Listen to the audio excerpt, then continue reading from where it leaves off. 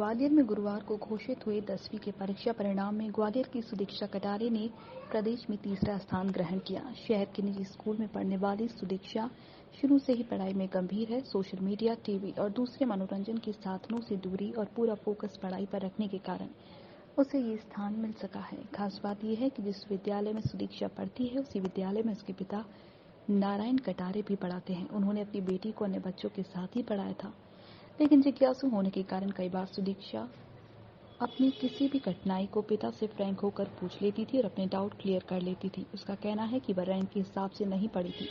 उसका बस यही सपना था कि परीक्षा परिणाम में उसकी ऐसी पोजीशन बने जिससे किसी और को नहीं बल्कि उसको सेटिस्फैक्शन मिले। खास बात यह भी है कि सिर्फ 2 नंबर से ही वह पहले स्थान पर आने से पिछड़ी है, लेकिन परिजन उसे पहले स्थान पर ही मान रहे हैं। सुदीक्षा का कहना है कि यदि पढ़ाई का चैप्टर वाइज एक चार्ट बनाकर रोजाना तैयारी की जाए तो कोई भी परीक्षा सफलता में रोड़ा नहीं बन सकती। उसने अपनी सफलता का श्रेय अपने माता पिता को दिया, जिन्होंने उसे पढ़ाई के अलावा कोई दूसरा काम नहीं सौंपा था।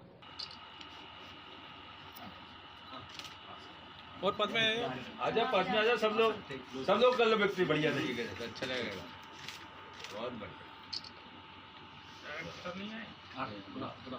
मेरा कोई ये लक्ष्य नहीं था कि मुझे टॉपर ही बनना है या ये, बस मेरा ये था कि मेरे इतने परसेंटेज आ जाए कि मुझे सेटिस्फैक्शन मिल जाए कि मैंने पूरे साल मेहनत की है।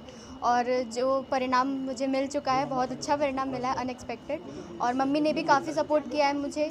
ऐसा नहीं कहा है कि नहीं तुम पढ़ाई नहीं करोगे, उन्होंने पूरा सपोर्ट किया है पढ़ाई में। पापा ने, मम्मी ने, सभी ने, स्कूल टीचर्स ने बहुत अच्छे से सपोर्ट किया है। पापा का किस तरह सहयोग रहता है? 2 पद थे, पापा भी है, ऐसा नहीं है कि मैं वो टीचर है तो और मैं उनकी बेटी हूँ तो उन्होंने मुझ पर स्पेशल ध्यान दिया। उन्होंने कंसिस्टेंटली जैसे सभी बच्चों को पढ़ाया वैसे मुझे भी पढ़ाया। मैंने भी पापा से काफ़ी हेल्प ली कि मुझे ये समझ नहीं आ रहा, मुझे ये नहीं आ रहा, तो पापा ने बहुत हेल्प की है। ऐसे नहीं कि स्पेशल ध्यान मुझ पर ही दिया है, सभी बच्चों को उन्होंने एक जैसा पढ़ाया, तो इसीलिए।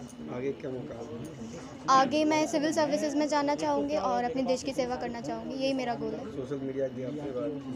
हाँ, सोशल मीडिया से मैं ज़्यादा दूर रहती थी, जितनी दूरी हो सके। ऐसा नहीं बिल्कुल ही बंद कर दिया, थोड़ा बहुत ठीक है, बट काफ़ी दूर रहती थी मैं सोशल मीडिया से।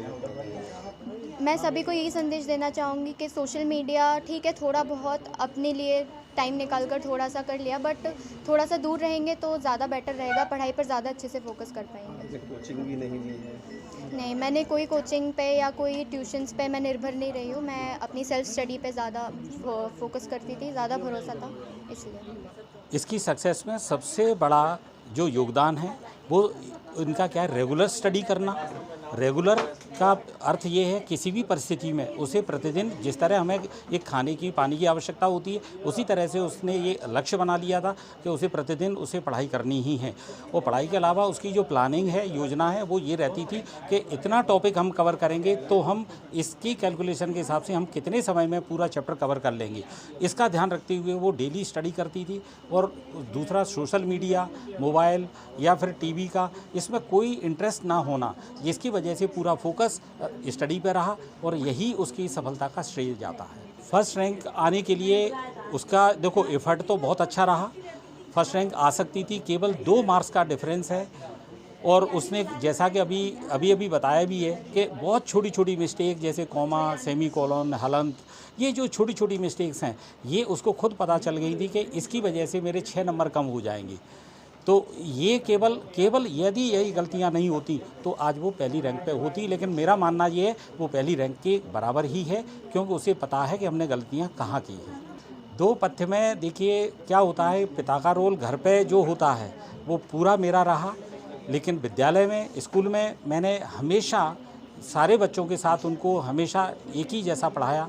और बस यही एक सबसे बड़ी बात होती है कि क्लास में बैठे हुए बच्चे कितने ध्यान से शिक्षक की बात को सुन रहे हैं और उसको लिख रहे हैं, नोट्स बना रहे हैं, समय पर चेक करवा रहे हैं। बस ये एक बहुत इम्पॉर्टेंट बात है। ये सुदीक्षा के साथ ये प्लस पॉइंट था, वो डेली अपना काम करके वो चेक करवाती थी।